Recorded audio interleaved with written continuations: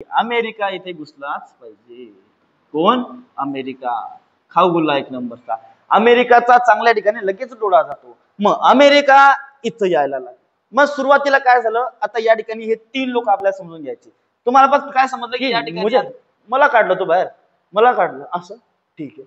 मग अमेरिका तिच्यात चौसच आहे, जिथं त्याच्या मनासारखं झालं तिथे काड्या करायचं काम कोण करतो? अमेरिका. आणि या की आता यहुदी लोक इथून कुठे गेले? परत जर्मनीमध्ये गेलेले आहे. आता ही जवळपास 1-2,000 वर्षांच्या आधीची गोष्ट. आता 1-2,000 वर्षानंतर आपण थोडं जाऊ तेव्हा. नमस्कार मित्रांनो, जेव्हा जेव्हाही कुठेतरी काहीतरी झालंय, म्हणजेच की एकंदरीत तुम्ही त्याला वॉर म्हणा, लढाई म्हणा, युद्ध म्हणा, किंवा काही मोठ्या प्रमाणात दुखापत झाली, तिथे कुठे ना कुठेतरी दोन धर्मांचं किंवा दोन रिलिजन्स म्हणजे एकच झालं. या दोघींचं एकमेकांशी काही ना काहीतरी संबंध आलाच. आणि सध्याच्या परिस्थितीत आपण पाहतोय की जे काही युद्ध होत आहे, जसं की आता एक आपला करंटली एक युद्ध चालू आहे, ते म्हणजे कोणतं? आपलं की इराण आणि इस्रायल मध्ये युद्ध. आणि या युद्ध आता जरी तुम्हाला माहिती की न्यूक्लिअर ट्रीटीमुळे चालू आहे, की न्यूक्लिअर बनवत होतो इराण, आणि त्यामुळे इस्रायलने सांगितलं की आम्ही त्यांच्यावर हल्ला केला, बरोबर. पण या युद्धाचे जर तुम्ही मागे पार्श्वभूमी पाहिली किंवा इतिहास जर बघितला, तर कुठेतरी तुम्हाला धार्मिक कारणे याच्या भोवती दिसतील. म्हणून आजचा व्हिडिओ आपण पूर्णपणे की इराण आणि इस्रायल नेमके सर्वात आधी तर ते दुश्मन, त्याच्यानंतर एकदम चांगले मित्र, म्हणजे दोस्त बना दुश्मन अशा प्रकारचं कारण झालेलं आहे, की एकदम चांगले मित्र, आणि त्याच्यानंतर परत ते काय झाले? एकमेकांचे दुश्मन. नेमकं हे झालं कसं, याचा एकदम सखोल इतिहास आपण पाहू. आणि एक एक गोष्ट, जसा तुम्ही पिक्चर बघतात त्या टाईपची एक एक गोष्ट तुम्हाला अशीच सांगेन की जेणेकरून तुम्हाला एकदम त्याच्यामध्ये इंटरेस्टिंग जाईल. फक्त व्हिडिओ शेवटपर्यंत पाहावा लागेल, अन्यथा तुम्हाला काहीच समजणार नाही. म्हणून जास्त व्हिडिओ लांब होऊ शकतो किंवा नाही, मला काही माहिती नाही. पण एकदाचा मी विषय उचललाय, आता टाइम किती होईल ते काय नाही मला पण माहिती नाही. फक्त शेवटपर्यंत लक्ष द्यायचं.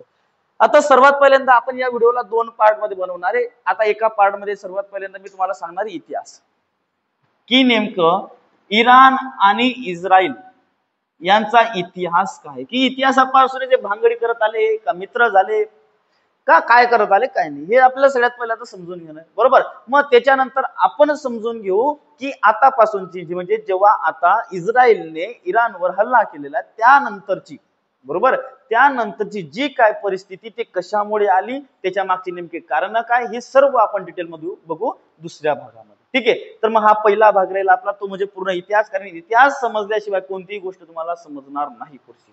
ठीक आहे. मग इराण आणि इस्रायल, सर्वात पहिली गोष्ट तर हे दोघही राज्य येतात मिडल ईस्ट नावाचा एक पूर्ण जगचा नकाशा पाहिला तर जगाच्या नकाशाला पूर्ण भागांमध्ये वाटून दिलंय. आता तुम्हाला पण माहिती, ग्रीनविच म्हणजे काय, इंग्लंड मधून एक रेषा जाते, ती पृथ्वीला 2 भागांमध्ये विभागते, एक असतं वेस्ट आणि एक असतं ईस्ट. आणि त्याच मध्ये एक अरेबियन पूर्ण जो इलाका आहे, की अरब आपण म्हणतो त्याला, त्या इलाक्याला पूर्णपणे म्हणलं जातं की मिडल ईस्ट, जसे की आपण त्याच्यात आकृती बघा.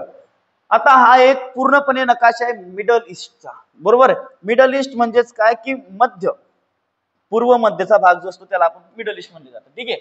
आता हे मिडल ईस्टचा एरिया आहे, आणि या एरियामध्ये इराण पाहिजे आहे, हे आहे इथं इराण, बरोबर. हे इराण इथं आहे आणि इस्रायल कुठेतरी इथे. हे इथला जो एक देश दिसतोय हा एक इस्रायल, या इस्रायल देश आहे. म्हणजे या देशांमध्ये एवढं अंतर, एकामेकाशी घेणं देणं नाही. इथे असं काही नाही की शेजारी भांड्याला भांडं लागलं काहीतरी भांडणं झाले, असं बी नाही. एकदम दूर एकमेकांपासून, तरी या दोन्ही देशांमध्ये एवढ्या लागा लाग्या का बरे? म्हणजे मेन काय असं यांच्यामध्ये की एवढ्या दूर असून यांच्यामध्ये एवढ्या लागा लाग्या झाल्या काय नाही, हे तुम्हाला सर्व समजेल जेव्हा तुम्ही पूर्ण ह्याचा इतिहास समजून घ्या. आता इतिहास समजून घेताना नेमकं इराण काय आहे आणि इस्रायल काय आहे, या गोष्टी तुम्हाला समजून घेणं गरजेचं आहे. आता सर्वात आधी जर मी तुम्हाला एक पार्श्वभूमी थोडीफार देऊन देतो की इस्रायल बद्दल. आता इस्रायल जर म्हणलं तर इस्रायलमध्ये राहतात यहुदी लोक. आता सध्या की इस्रायलला म्हणलं जातं की हे एकमेव असं राज्य की ज्यामध्ये काय यहुदी लोक राहतात, किंवा यहुदी लोकांसाठी असलेलं एकमेव राज्य. आणि असं पण म्हणलं जातं की जवळपास 2 ते 2,500 वर्षांपूर्वी, म्हणजे त्याचा एक वेगळा इतिहास आहे. जर तुम्ही फिलॉसॉफीचा अभ्यास केला तर जेव्हा तुम्ही धर्म कसे तयार झाले हे जर बघितलं की, आणि सर्वात महत्वाचे 3 धर्म, मुस्लिम, ईसाई आणि ज्यूज, हे 3 धर्म जे मेन होते ते सर्व इथूनच सुरू झाले. म्हणजे ख्रिश्चन, मुस्लिम आणि ज्यू हे इथूनच तयार झाले. येता तो वेगळा इतिहास आहे. फक्त एवढं म्हणलं जातं काय की 2 ते 2.5 वर्षांआधी सुद्धा यहुदी लोकांचं स्थान याच ठिकाणी होतं. म्हणजे पॅलेस्टाईनचे मुस्लिम लोक तिथं आले, त्यांच्या आधी सुद्धा इथं कोण होते? यहुदी लोक होते. बरोबर आहे. आणि त्यानंतरच काहीतरी असे ऑटोमन एम्पायर तिथं आलं. ऑटोमन एम्पायरने त्यांच्यावर अत्याचार वगैरे केले. या बऱ्याचशा गोष्टीमुळे ते काय झाले? पूर्ण जगामध्ये पसरून गेले. अजून पुढचा भाग आपण परत समजू घेऊ. आता नेमकं आपण बघणार की इराण आणि इस्रायल यांच्याबद्दल नेमकं काय झालंय काय नाही, त्याआधी आपल्याला सर्वात आधी ह्या 2 देशांबद्दल समजून घेणं गरजेचं आहे की नेमकं इराण काय आणि इस्रायल काय. ठीक आहे, तर मग आपण आधी समजून घेऊ की नेमकं इराण बद्दल काय. तर इराण हा तुम्हाला माहिती सर्वांना की इराण हा एक असा देश आहे ज्याच्यामध्ये शिया कास्टचे मुस्लिम सर्वात जास्त आहे. बरोबर, शिया आणि सुन्नी असे 2 मेन कास्ट पडतात मुस्लिम धर्मामध्ये. त्यातला शिया धर्म असणारा किंवा शिया मुस्लिम असणारी हा एकमेव असे हा देश आहे. बरोबर, तिथली राजधानी आहे तेहरान. जवळपास 9 करोड लोक तिथे राहतात. फारसी अशी त्यांची लँग्वेज आहे किंवा आपण इराणला आधी पर्शियन एम्पायर किंवा पर्शियन राष्ट्र सुद्धा म्हणतो. बरोबर, मग या देशाबद्दल जर सांगायचं म्हणलं तर हे पर्शियन संस्कृती किंवा पर्शियन एम्पायर आहे. पण नेमकं हे एवढं वरती येण्याचं किंवा स्वतःला आज ते मुस्लिम धर्मगुरू किंवा मुस्लिमांचं मेन राज्य किंवा मुस्लिम शासक म्हणून म्हणून घेतात. पण नेमकं एवढी यांच्याकडे पॉवर कशी आली? नेमकं स्वतःवर गुरूर करण्यासाठी सारखं यांच्याकडे काय ते आपण समजून घेऊ. यांच्याबद्दल आपण बेसिक पाहिलं की यांचं पण म्हणणं की आम्ही 4 ते 5 हजार आधी आमची संस्कृती, लोकांना आम्ही सिव्हिलायझेशन म्हणजे काय हे शिकवलं. बऱ्याचशा गोष्टी यांची मान्यता आहे. बाकीच्यांना आवडतं की नाही काही माहिती नाही, पण त्यांचं ते म्हणणं आहे. बरोबर आहे. पण मग नंतर यांच्याकडे नेमकं एवढं भारी भरण्याचं कारण काय की एवढे भारी का बरं भरताय तुम्ही पूर्ण याच्यामध्ये की आम्हीच एकदम भयान असं तसं. मग नेमकं यांच्याकडे भारी भरण्याचं कारण काय ते आपण आता समजून घेऊ. ठीक आहे, आता बघा हे इराण आहे आपलं इथं. आता इराण इथं तर हे इराणची बघा इथं बॉर्डर दिसते. बरोबर, आता हे समजून घेणं खूप गरजेचं आहे. हे जर समजलं तर याच्या मागे इतिहास लपलेला आपला थोडा. आता हे पर्शियन आपला ह्याच्यामध्ये ही येते पर्शियन खाडी. आता याचे पण वेगवेगळे नाही, याचा स्वतःचा वेगळा इतिहास आहे. बरोबर, आता हे दोघी म्हणता आम्ही इथले मेन राज्य. आता हे पर्शियन खाडी आणि सर्वात जास्त जर तेल आणि गॅसचे साठे, कशाचे? तेल आणि गॅसचे साठे आहेत या ठिकाणी. बरोबर, आणि त्याच्यात पण या पूर्ण एरिया आहे ना, याच्यात पण सर्वात जास्त साठे या ठिकाणी सापडतात. म्हणून हा माणूस काय होतो याच्यावर भारी होतो. सगळ्यात बेसिक गोष्ट आहे की इराणकडे काय ताकद आहे की या ठिकाणचं तेल जवळपास बराचसा जो साठा आहे कोण काढतं? तर इराण. आता इराणचं काय म्हणणं आहे की आम्ही तो जास्तीत जास्त तेल वगैरे काढतो म्हणून या खाडीच म्हणजे काय समजून घ्या की असा पाण्याचा भाग जो 3 बाजूने जमिनीने शोषला गेलेला आहे किंवा 3 बाजूने ज्याच्या काय जमीन आहे त्यालाच काय म्हणलं जातं? मग खाडी. बरोबर आहे, त्याला म्हणलं जातं खाडी. मग या खाडीचं नेमकं नाव काय ठेवायचं? तर आता इराण म्हणतं इथं मी राजा माणूस आहे तर मी काय ठेवीन? पर्शियन गल्फ खाडीला इंग्रजी म्हणतात. म्हणजे काय? पर्शियाची खाडी. म्हणजे पर्शिया, इराणला सांगलं जातं पर्शिया. बरोबर, पर्शियाची खाडी. आता सौदी अरेबिया म्हणतं आम्ही का फक्त इथं तेल काढून विकायला आहे? आम्ही पण तर इथून तेल काढतो, आम्हाला मग अरेबिया का म्हणतो की अरेबियन गल्फ. अरेबियन यांनी काय नाव ठेवलं बाकीच्यांनी की याचं नाव ठेवलं म्हणजे कुवेत. ते म्हणतात आम्ही का फक्त भजे खायला तू विकायला आहे, तर मग यांचं काय म्हणणं आम्ही याचं नाव ठेवू अरेबियन गल्फ. आता या दोघींच्या लागल्या इथं, कारण हे झाले सुन्नी राष्ट्र आणि हे झाले शिया. आधीच यांचं थोडं एकमेकांची एवढं चांगलं जमत नाही. मग यांचं म्हणणं आम्ही का खायला का फक्त तू विकायला आहे, तर मग यांनी यांचं नाव ठेवलं काय? Arabian gulf. आणि यांचं नाव ठेवलं यांनी पर्शियन गल्फ. बरोबर, पण मग आता काय? आता तिसरा माणूस काय करीन ज्याचं या दोघींशी चांगलं आहे? For example India. आता इंडियाचं अरबशी बी चांगलं आहे आणि इराणशी बी चांगलंच आहे. मग इराण काय करतं? मग असे जे बरेचसे देश आहेत त्यांनी काय केलं? याचं नाव ठेवलं द गल्फ. म्हणजे आम्ही पर्शियन बी म्हणत नाही आणि अरेबियन पण म्हणत नाही, आम्ही काय म्हणू याला? The gulf. म्हणजे काय? फक्त खाडी. फक्त काय म्हणू आम्ही याला? खाडी. पण बऱ्याच ठिकाणी आपण भारतामध्ये किंवा अभ्यास करताना सुद्धा आपण याला इराण किंवा पर्शियन खाडी किंवा अरेबियन खाडी दोघींपैकी एक कोणता तरी शब्द वापरतो. म्हणजे इराणकडे भारी भरण्याची गोष्ट काय आहे? तर या ठिकाणी असलेले गॅसचे साठे, गॅस किंवा तेलाचे साठे. तेल म्हणजे आपलं खायचं तेल नाही, क्रूड ऑइल, की ज्याच्यापासून पेट्रोल आणि डिझेल या गोष्टी बनवल्या जातात किंवा वेगवेगळ्या प्रकारचे जे काही ते प्युरिफाय करून इथं बनवल्या जातं. आता मेन गोष्ट काय? मग इथं हे सापडलं याचा अर्थ काय? याच्यावर डोळा कोणाचा आला?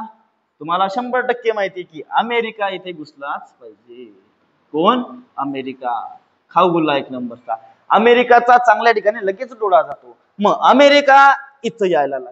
मग सुरुवातीला काय झालं, आता या ठिकाणी हे 3 लोक आपल्याला समजून घ्यायचे. तुम्हाला फक्त काय समजलं की या ठिकाणी आता हे एकदम चांगलं आहे की या ठिकाणी तेल वगैरे सापडतं आणि या ठिकाणी मोठमोठ्या कंपन्या. मग या ठिकाणी वेगवेगळ्या कंपन्या बाहेरून यायला लागला. मग इराणमध्ये काय व्हायला लागलं की नेमकं इराणचं राहिलं साईडला आणि तिथून अमेरिकेच्या कंपन्या आल्या, इकडून याच्या कंपन्या आल्या, तिकडून त्याच्या आल्या आणि ते खाऊन चालले गेले.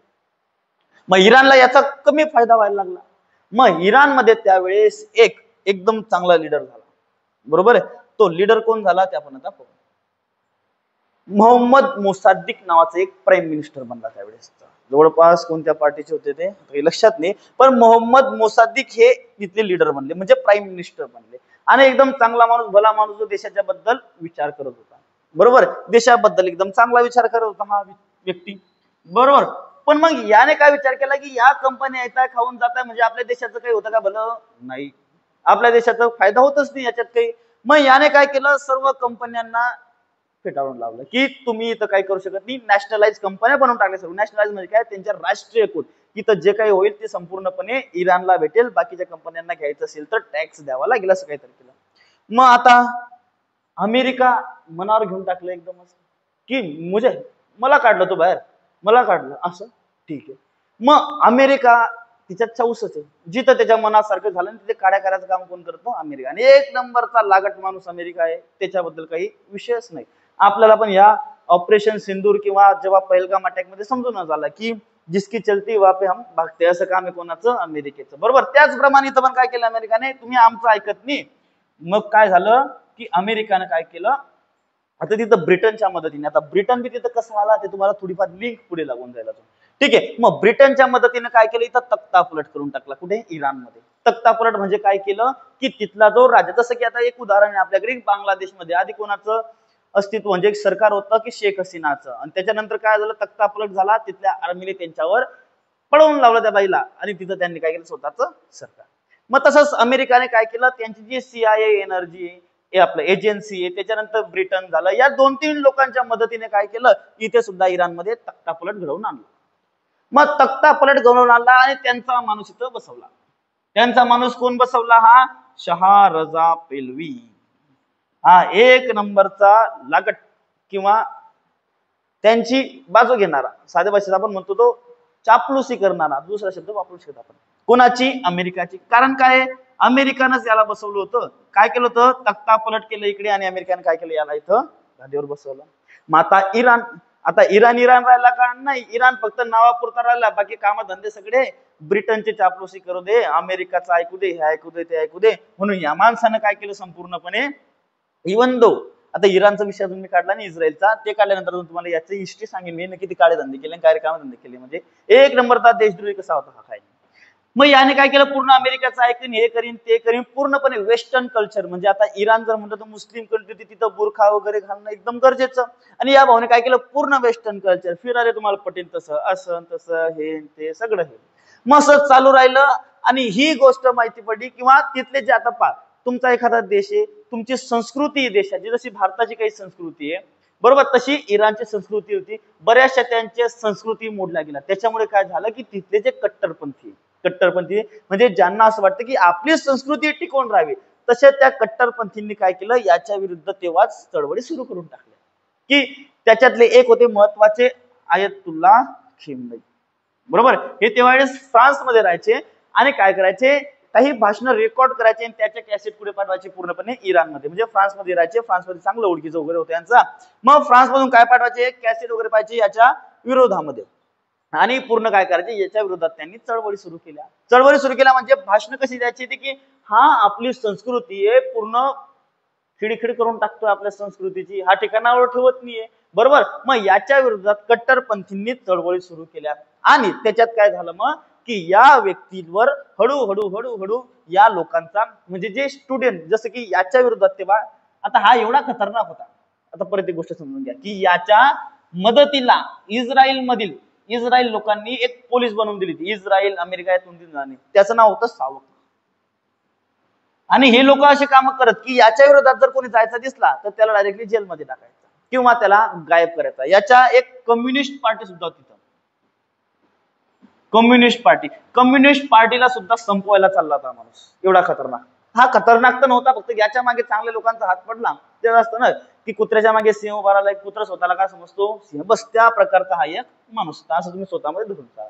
ठीक आहे. मग तसंच याने काय केलं की या सगळ्यांना संपवायला लागला, पण शेवटी कट्टरपंथ तो कट्टरपंथ असतो. मग हळूहळू याच्या विरुद्ध चळवळी सुरू झाल्या आणि कालांतराने 1979 मध्ये याला वाटलं की आता काही आपलं खरं नाही, आणि त्यावेळेस या भाऊने काय केलं, मग इथून पळ काढला आणि तो इराकमध्ये गेला 1979च्या वेळेस. आणि त्यावेळेस हे दादासाहेब इकडे आले इराणमध्ये. कुठे आले?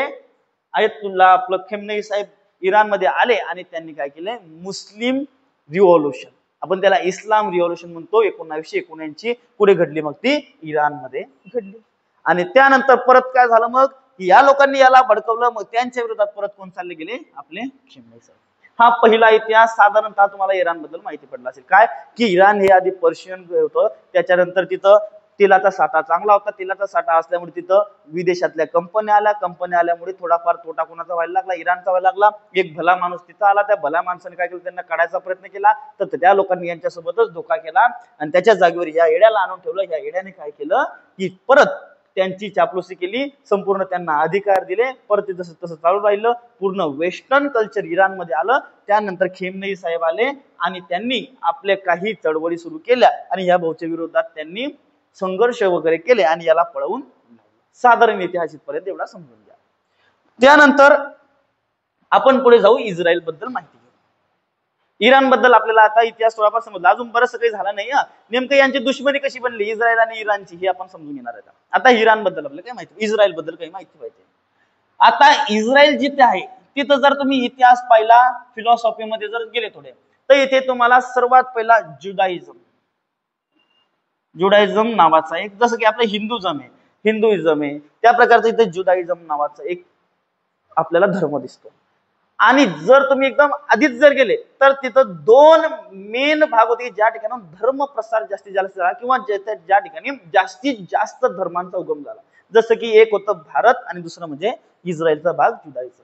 ठीक आहे. म्हणजे भारतामध्ये हिंदू पासून बुद्धिस्ट, त्याच्यानंतर जैनिझम आणि शीख हे बाकीचे धर्म उभे राहिले. तसेच या ठिकाणी या जुडायझम पासून मुस्लिम, त्याच्यानंतर आपला ख्रिश्चन, हे महत्वाचे धर्म तयार झाले. ठीक आहे. या ठिकाणी कुठे, या येरुशलेम इथे आहे ना, हे जे वाद झाला त्याच्या मागचं पण मेन कारण, तुम्ही जर इतिहासात गेले जाऊन खूप काही आहे, आपण ते कधीतरी बघू, पण आपला मेन भाग काय आता जरा समजून घ्या. म्हणजे काय, जुडायझम म्हणजेच काय, एक प्रकारे यहुदी लोकांचा धर्म आहे. यहुदी म्हणजे याचाच अर्थ काय की या ठिकाणी आधी कोण राहत होते, यहुदी लोक राहत होते. काय राहत होते, कोण राहत होते, यहुदी लोक राहत होते. त्याच्यानंतर यहुदींपासूनच एक यहुदी धर्मातीलच एक व्यक्ती, त्यांच्यामध्ये येशू ख्रिस्त जन्माला आले आणि त्यांनी त्यांचा नवीन धर्म सुरुवात केली आणि तो प्रसार झाला. आणि त्यांनी एवढा प्रसार केला की त्यावेळेस तिथं काय आलं, तो ऑटोमन एम्पायर आला. आणि ऑटोमन एम्पायरने काय केलं, त्यांना वाटलं की यांनी म्हणजे यहुदी लोकांनीच काय केलेलं होतं, येशू ख्रिस्तांना ते क्रॉसवर टांगलेलं होतं आणि खिळांनी मारलेलं होतं. ही घटना तेव्हा घडली होती. मग याचा प्रसार ऑटोमन लोकांना झाला आणि त्यांनी काय केलं, यहुदी लोक एकदम वाईट आहे, यांनी आपल्या देवाला मारलं असं समजून यहुद्यांवर इथे एकदम अत्याचार सुरू केले. कुठे, इस्रायलमध्ये यहुद्यांवर एकदम अत्याचार सुरू करून टाकले.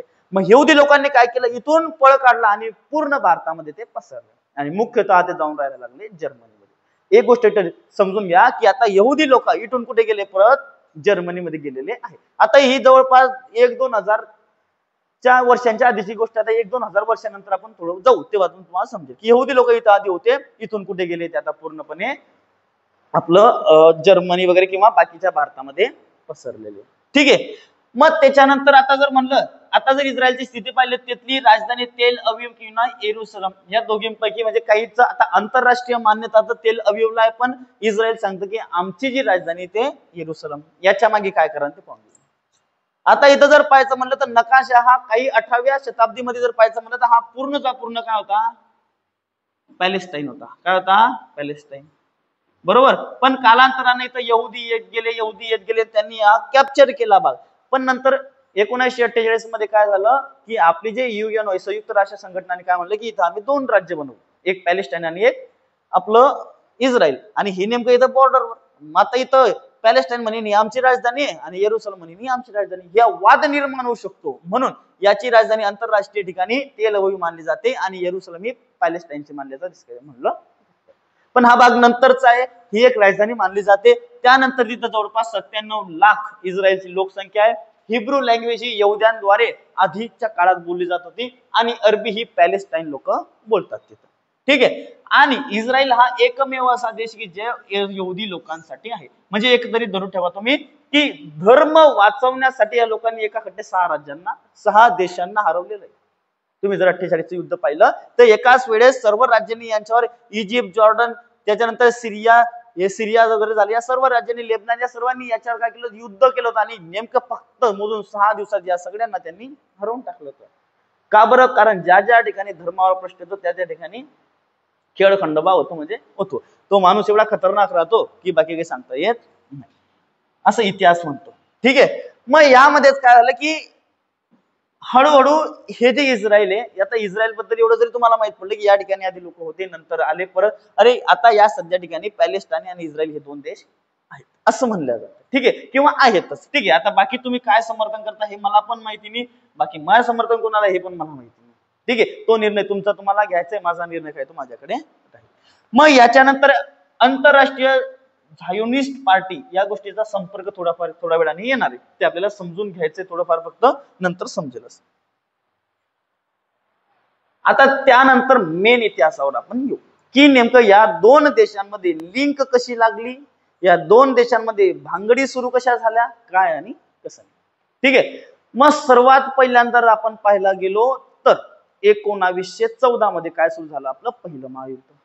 आणि ज्या वेळेस पहिलं महायुद्ध झालं त्यावेळेस गट असे पडले. पहिला गट होता ब्रिटन, फ्रान्स, इटली, अमेरिका आणि रूस नंतर कालांतराने गेलो होतो. आणि दुसरा गट पडला होता जर्मनी, ऑस्ट्रिया हंगेरी, ऑटोमन साम्राज्य. जे कुठे होतं ऑटोमन साम्राज्य तुम्हाला सांगतो, म्हणजे त्याला आपण काय म्हणतो तुर्कस्तान. आता जी तुर्की आहे, आता ही तुर्की एकदम छोटी आहे, पण पूर्ण हा इस्रायल वगैरेचा जो सर्व इलाका होता, इराक वगैरेचा, तो संपूर्णपणे काय होता, ऑटोमनचं एम्पायर होता. आणि बल्गेरिया यांच्यामध्ये युद्ध चालू होतं किती 1914 पासून आणि 18 पर्यंत जे युद्ध चाललं हे सर्वांना माहिती आहे आपल्याला.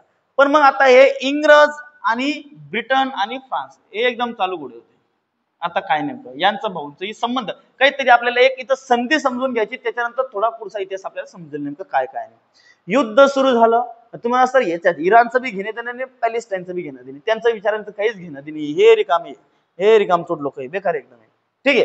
हे यांनी ब्रिटन आणि फ्रान्सने युद्ध सुरू व्हायच्या आधीच, म्हणजे युद्ध चालूच आहे समजा 1916 मध्येच, युद्ध 18 मध्ये संपलं, म्हणजे युद्ध जिंकायच्या आधी एवढे ओव्हर कॉन्फिडन्स होते की आम्ही जिंकणारच आहे, हे काय एकदम करून टाकू आम्ही, युद्ध जिंकणारच असा विषय केला. आणि 1916 मध्ये आता यांना आधीपासूनच सवय होती की जिथे जाईल तिथे किडे करण्याची. कोणाला?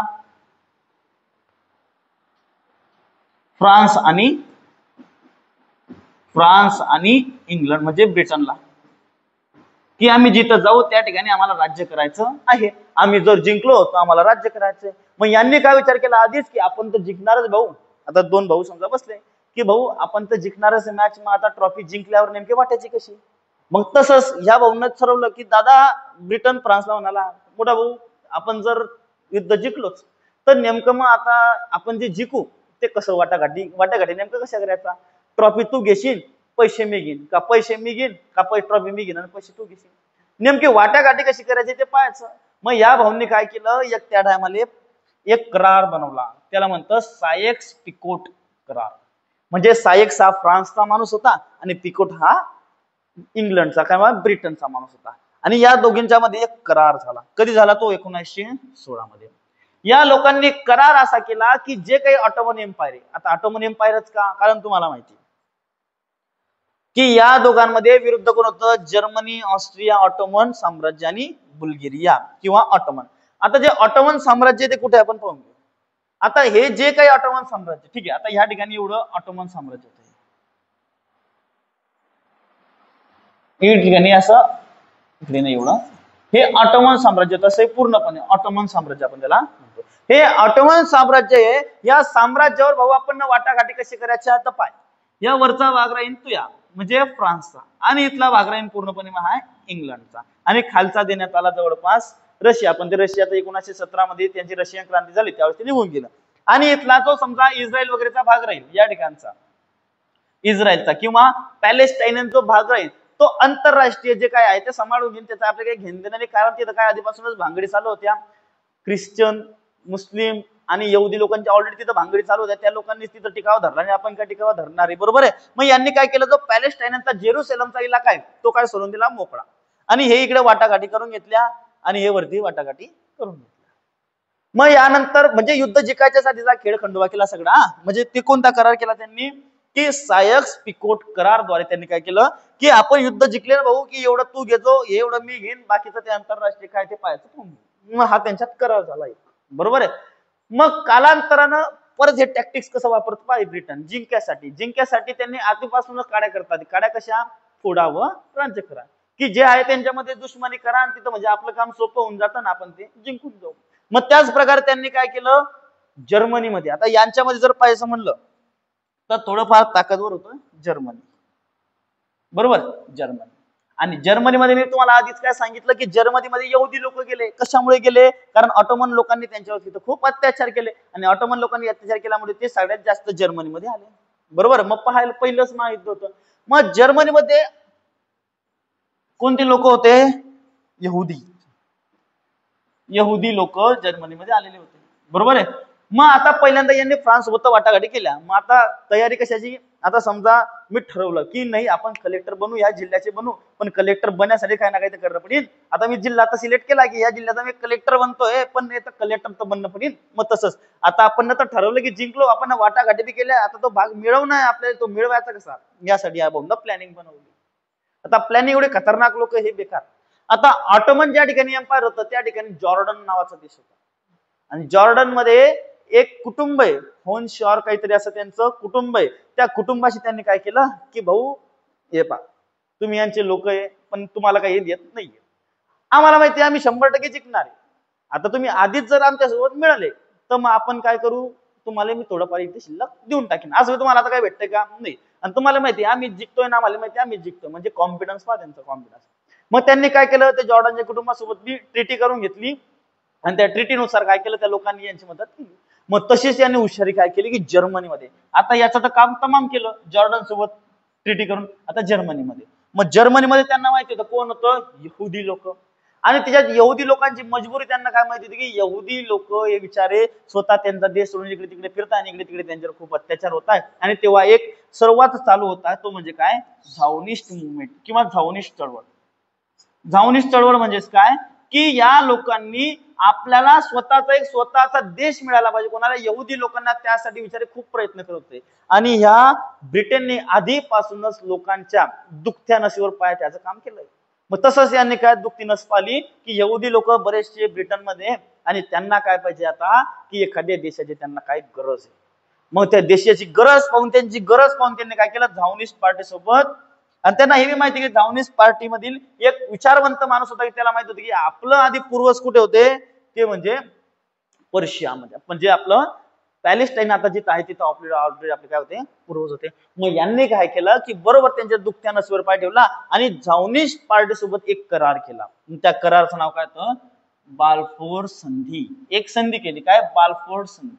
आणि ते बाल्फोर संधी ही बऱ्याचदा तुम्ही ऐकली असेल, नेमकं काय ते आपण एकदा वाचून घेऊ.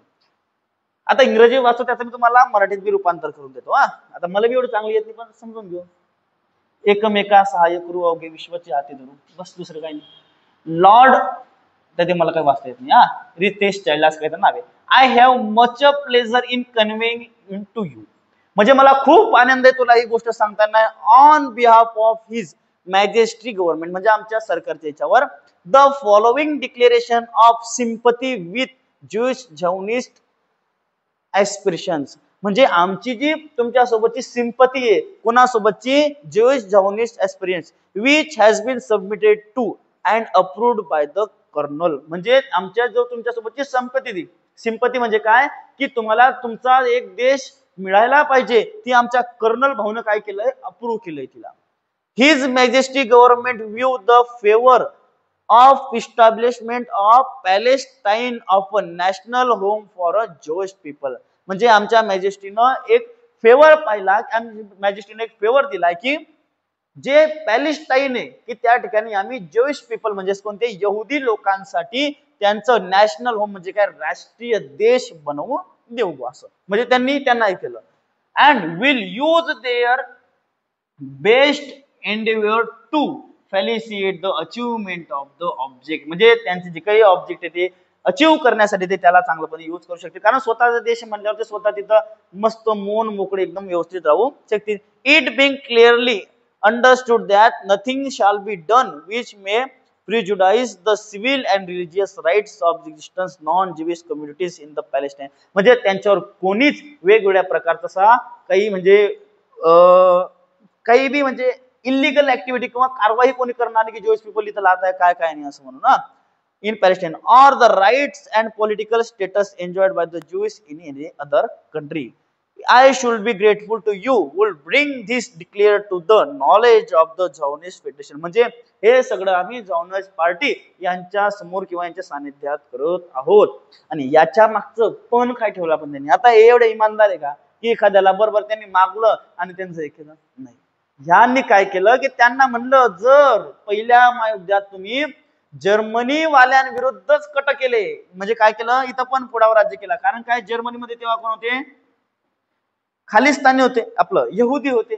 यहुदी लोकांनी त्यांच्या विरुद्ध काय करावा आधी जर्मनी विरुद्ध लढा करावा तरच आम्ही काय करू त्यांना एक पॅलेस्टाईन मध्ये चांगल्या प्रकारचं देश बनवून देऊ. बरोबर आहे. कारण म्हणजे डायरेक्टली नाही बोलले तसं पण इनडायरेक्टली त्यांचा तोच अर्थ होता. मग आता विचारे यांना सुद्धा एक आशेचा किरण दिसला की आपण इकडे तिकडे भटकतोय आणि कधीतरी आपल्याला एक देश बनायची येते ते मग विचारांनी परत 100% मेहनतीनं जर्मनी विरुद्ध लढा दिला. आणि कालांतरानं 1918 मध्ये काय झालं की परत मेन गोष्ट तीच झाली. 1918 मध्ये असं झालं की इंग्लंड किंवा ब्रिटन आणि फ्रान्स हे युद्ध जिंकले. आणि युद्ध जिंकल्यानंतर सुद्धा झॉनिस्ट पार्टी किंवा यहुदी लोकांमध्ये एक आशेचा किरण जागला की आता मात्र आपल्याला आपला देश मिळेल. आणि त्याचमुळे यहुदी किंवा झॉनिस्ट पार्टी यांनी काय केलं की सुरुवातीलाच म्हणजे देश बनायच्या आधी तिथं थोड्या थोड्या जमिनी विकत घेतल्या आणि तर ज्यूज लोक राहायला गेले किंवा यहुदी लोक राहायला गेले. म्हणजे सुरुवातीला आता हे पूर्ण पॅलेस्टाईन आहे. पॅलेस्टाईन मध्ये फक्त हे पहा एवढीशी छोटीशी जागा कोणाची ही पूर्णपणे फक्त ज्यू लोकांची. बरोबर आहे. ज्यू लोकांची ती जागा आहे. पण मग आता इथं जागा आहे. मग हळूहळू यांनी काय केलं बरेचसे आता मग परत काय झालं त्या कालादरम्यान आता याच्यानंतर तिथं होता हिटलर. जर्मनीमध्ये कोण आला मग हिटलर. आता हिटलरला समजलं की आपल्या विरोधात कोण गेलंय पूर्णपणे यहुदी लोक. आणि त्यांनी तिथून जे यहुदी लोकांच्या तो मागे लागला तर होलोकॉस्ट नावाची एकदम दुःखद घटना आतापर्यंत घडली पूर्ण इतिहासामध्ये. होलोकॉस्ट हा होता का याच्यावर मी एक स्पेशल व्हिडिओ बनवेल त्याच्यावर तुम्हाला सांगेल की एवढा निर्दयी माणूस होता त्याने काय केलं एवढं खतरनाक काम ते होलोकॉस्ट मध्ये एक व्हिडिओ बनवेल मी नक्की त्याचा की त्यांनी डायरेक्ट एका खट्टे कितीतरी लोकांना तिथं मारून टाकलं तरी रूम मध्ये जाऊन. मग त्याच्यामुळे काय झालं परत जर्मनीमधून लोकांनी पळायला सुरुवात केली आणि त्यांना वाटलं आपला असा हा देश बनणार आहे आपण इथं जाऊन राहू. मग आता इंग्लंडने सुद्धा वाद आता करून टाकला की आम्ही तुम्हाला राज्य देऊ. मग असं करता करता करता करता 3 दशक म्हणजे 30 वर्ष गेली. आणि 30 वर्ष गेल्यानंतर मग 1948 मध्ये आता 1948 मध्ये एवढा सगळा भाग कोणाचा आहे इस्रायलचा. हा जो खरा आपलं थोडाफार तपकिरी कलरचा वाटतो तो इस्रायलचा भाग झालेला आहे आणि बाकीचा काय पॅलेस्टाईनचा आहे 47 मध्ये. आणि 48 मध्ये इंग्लंडने किंवा हा मुद्दा कुठे गेला मग सर्वात पहिल्यांदा आता पहा 45 मध्ये काय बनलंय UNO युनायटेड नेशन्स ऑर्गनायझेशन म्हणजे किंवा आपण म्हणतो संयुक्त राष्ट्र संघटना. आता पॅलेस्टाईन हा इलाका होता कोणाच्या हद्दीत तो आंतरराष्ट्रीय संघटनेच्या म्हणजे गेला कोणाच्या हद्दीत तो गेला आता पूर्णपणे UNO मध्ये. आणि UNO मध्ये UNO बनल्यानंतर सर्वात पहिला जर मुद्दा कोणता केला असेल तर तो मुद्दा होता पॅलेस्टाईन आणि इस्रायलचा. आता या येड्यांना हेच जमलं नाही. यांनी काय केलं 1948 मध्ये तिथं 2 राज्य बनवली की भाऊ तू अर्ध घे गुन्ह्या गोविंदानं तुम्ही तिथे राहा. बरोबर आहे. कोणाचं म्हणणं पडलं असतं UNO म्हणजे युनायटेड नेशन ऑर्गनायझेशन किंवा आपण त्याला म्हणतो संयुक्त राष्ट्र संघटना. संयुक्त राष्ट्र संघटनेचं काय म्हणणं पडलं की पा आता एवढा भाग आहे ना पॅलेस्टाईन वाल्यांसाठी भाऊ राहा गुन्ह्या गोविंदानं. आता इस्रायल वाले लोक आलेच आहे तर त्यांना कुठे हाकलू आपण परत तर तुम्ही राहा. पण नाही इराणची भलती खास होती. इराणची किंवा इतर देशांच्या राज्यांची. कारण आता पहा, इथं इस्रायल किंवा ऑलरेडी खाली आपलं पॅलेस्टाईन म्हणजे मुस्लिम लोक राहत होते आणि आजूबाजूला सुद्धा सर्वच्या सर्व मुस्लिम कंट्रीज होत्या आणि त्यांच्या मनाला लागलं ना ते. मग मनाला लागल्यामुळे यांचं काय म्हणणं, पण आता पॅलेस्टाईन बी इथं खुश होता आणि इराण बी खुश होता. बरं, पण इराण म्हणतो आपलं इस्रायल पण खुश होता. पण इराणवाल्यांचं काय म्हणणं पडतं, भाऊ तुला असं वाटतं का मी तुझ्या देश जाऊ तू नाही. मग भाऊ बी फॉर्म मध्ये आला. मग इराणनं काय केलं, बाकीच्या देशांसोबत याच्यावर हल्ला केला आणि हल्ला केला आणि त्याचा दुर्भाव असा झाला की ह्या भाऊचं जेवढं होतं पहा, आता एवढं येतं ना, हे बी चाललं गेलं, आता एवढंच उरलं याच्याकडे बिचाऱ्याकडे, एवढंच उरलं. हे गाझापट्टी हे थोडंफार यायला म्हणता सेंटर काहीतरी नाव आहे त्याचं ते, बरोबर. मग त्याच्यानंतर परत इराणची खास की दादा ह्या टायमाला थोडंफार आपला निशाणा चुकला, आता आपण पूर्ण तयारी करू आणि पूर्ण तयारीनंतर आपण त्यांचा परत खेळखंडोबा करू. मग दादा परत तयार झाले. मग बाबा दादा परत तयार झाले, परत आले, दादांनी परत एवढा खेळखंडोबा करून टाकला. आज फक्त आदेश एवढा सोडला, कोणता, म्हणजे ही बॉर्डर त्यांची 1967, या बॉर्डरला म्हणतात green border, green line border, green line border. म्हणजे 1967 मध्ये हे एवढं त्यांचं काय होतं, ग्रीन लाईन बॉर्डर. म्हणजे काय हिरव्या पेनाने ते बॉर्डर ओढले गेली होती म्हणून त्याला green border, green line border असं म्हणलं जातं. आणि पॅलेस्टाईन वाल्यांची आजही अशीच मागणी की आम्हाला हे असं नको, निदान असं तरी करून द्या दादा. केलं कोणामुळे, इराणमुळे, बरोबर आहे. मग असं झालं आणि आता इराणनं परत काय केलं, याच्यावर युद्ध केलं. कोणावर, इच्छावर. मग नेमकं याच्यावर युद्ध करण्याचं मागचं कारण काय, एवढं त्याने खेळखंडोबा काबर केला, एवढी नेमकी साथ काबर दिली पॅलेस्टाईनची की भाऊ तू हे कर ते कर. आता आपण ते पाहू की इराणला एवढी खास का बरं, किंवा इराणले असंच का बरं वाटलं की आपणच याचा देवदूत आहे किंवा काय काय नाही, बरोबर. मग आता पाहू आपण. आता सर्वात आधी समजून घ्या की या ठिकाणी इराण आहे, या ठिकाणी इराण आणि या ठिकाणी आहे सौदी अरब, सौदी अरब. आणि या सर्व मुस्लिम कंट्री आजूबाजूच्या जर म्हटलं तर सर्वचे सर्व 57 मुस्लिम कंट्रीज आहे, या सर्व आजूबाजूला इथं आहेत किंवा बाकीच्या पण पसरलेला आहे. मग आता या ठिकाणी काय आहे, सौदी अरब म्हणतं मी मुस्लिम राज्यांचा करता धरता, याने इराण म्हणतंय की मी मुस्लिम राज्यांचा करता धरता. या दोघींचं असं चालूच असतं की मी राजा आहे, हा म्हणतो मी राजा आहे. आता हा म्हणतो मी राजा कशाच्या भरोशावर आहे की आमच्या इथं 2 हॉली प्लेसेस, म्हणजे काय एकदम जे मुस्लिम धर्माचे जे एकदम रिलिजियस महत्वाचे 2 स्थळ आहे, मक्का व मदिना, जी इथं सौदी अरेबियामध्ये आपल्याला दिसतात.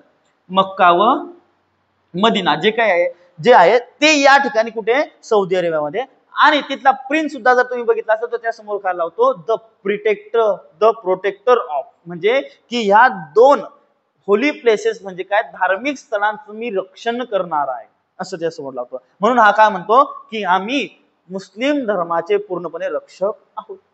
आणि इराणचं म्हणणं पडलं ठीक आहे तुम्ही ह्या 2 होली प्लेसेस हे करता, पण आज आपला जो एक देश आहे पॅलेस्टाईन, या पॅलेस्टाईन देशावर, आपला जो कोणता देश आहे पॅलेस्टाईन, या पॅलेस्टाईन देशावर इस्रायल नावाच्या देशाने आज पूर्णपणे काय केलेलं आहे, अस्तित्वच खतम करलंय. आणि त्या अस्तित्व संपणाऱ्या देशाला जर तुम्ही मदत करत नसाल तर तुम्ही काय राजे बनाल.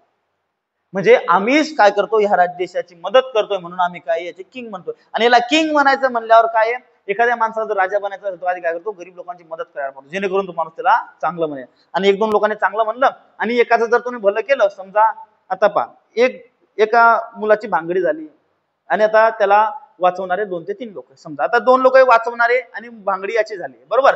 आता हे बाकीचे लोक गमती पाहतात तिथं. आता याला ह्या ज्याच्या भांगडी झाल्या त्याला वाचवायला जर इकडचा आला तर या लोक काय म्हणतील, अरे हा तो डॉन 1 नंबर. आता हा वाचवायला तर या लोक काय म्हणतील, हा डॉन आहे. मग तसंच ह्या भाऊ डॉन बनायला पाहतोय आणि हा डॉन बनायला पाहतो काय करतो, मग हा घडी घडी इस्रायलवर पूर्णपणे त्याचं नाव घेतो. म्हणून एवढे मागे जे 48, 49 किंवा 67 जी काही भांगडी झाल्या या पूर्णपणे याच्यामुळे झाला. आता पण जे हमासवाले होते, हमासवाल्यांना संपूर्णपणे सामग्री किंवा बंदूक वगैरे पुरवण्याचं काम यानेच केलंय.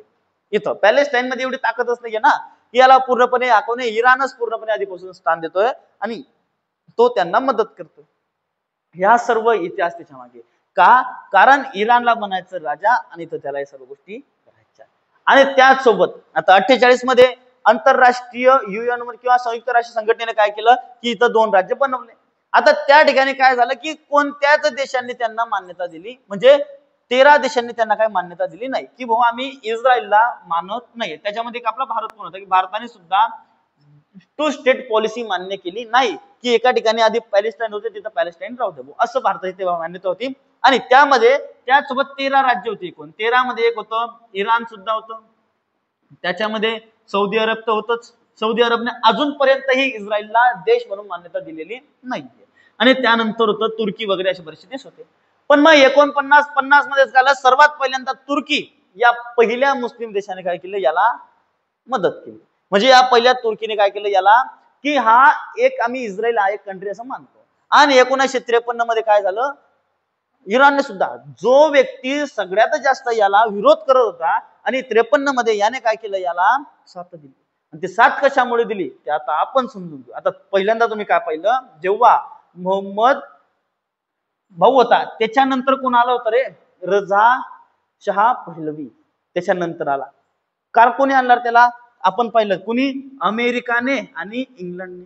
मग अमेरिकाचं काय म्हणणं होतं, इथला आमचा भाग भेटायला पाहिजे, आणि इंग्लंडचं काय म्हणणं होतं की या भाऊने इराणने याला मान्यता द्यायला पाहिजे, आणि यांना याला मान्यता दिली, यांचे दोन्ही कामं होऊन गेले. पण मग कालांतरानं परत या ठिकाणी कोणाचं शासन आलं, बरोबर आहे, कोणाचं शासन आलं, कट्टरपंथीचं, आणि त्यांच्यानुसार यांनी परत काय केलं, याची विरोध केला. आणि यांना इथं काय बनायचं होतं, राजा बनायचं होतं. म्हणून काय केलं, आपला एक देश जो पॅलेस्टाईन ज्याच्यावर अत्याचार होतोय त्याच्या मदतीला धावत जाण्याचं काम कोण केलं, इराणनी. म्हणून इराण आणि पॅलेस्टाईनचे आधीपासूनच असे हे वाकडे संबंध आहेत, आणि आता सुद्धा ते कंटिन्यू चालूच राहतंय. आणि नेमकं आपण आता पुढच्या भागात पाहू की या दोघी भाऊंचं आता हे मधातच कसं काय युद्ध सुरू झालं, काय नाही. ठीक आहे मित्रांनो, व्हिडिओ आवडला असेल तर नक्की लाईक करा, शेअर करा आणि सबस्क्राईब करा. तसेच अशाच बऱ्याचशा व्हिडिओना तुम्ही पाहाल. आणि मित्रांनो, जर तुम्ही महाराष्ट्रातील महाराष्ट्र पोलीस, आपल्या महाराष्ट्रातील महाराष्ट्र पोलीस किंवा सरळ सेवा या कोणत्याही परीक्षेची तयारी करत असेल तर आपली चॅनल सबस्क्राईब करा. तसेच प्ले स्टोअरवर आपलं ऍप्लिकेशन आहे SP करिअर पॉइंट, त्याच्यावर मी संपूर्णपणे स्टॅटिक जीकेच्या नोट्स टाकलेल्या आहे, नोट्स सेक्शन मध्ये ते तुम्ही पाहू शकता. ठीक आहे मित्रांनो, धन्यवाद.